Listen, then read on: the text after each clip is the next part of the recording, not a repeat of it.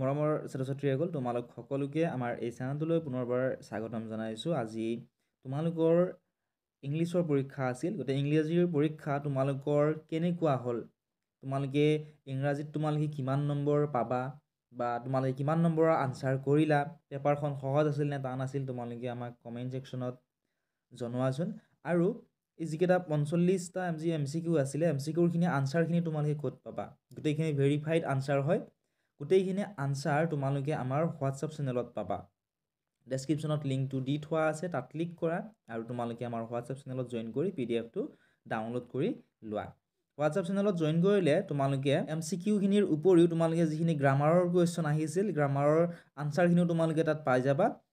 ঠিক আছে, গতিকে এতিয়াই তোমালোকে ডেছক্ৰিপশ্যনত দিয়া লিংকত বা কমেণ্ট ছেকশ্যনত থকা লিংকত ক্লিক কৰি আমাৰ হোৱাটছআপ চেনেলত জইন কৰি লোৱা আৰু তোমালোকে কিমান নম্বৰ পাবা বুলি ভাবা তোমালোকে আমাক কমেণ্ট ছেকশ্যনত জনোৱা।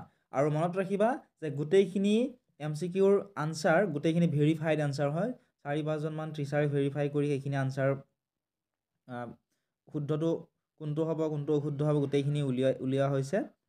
গতিকে এতিয়াই তোমালোকে জইন কৰি তাত চাই ল'ব।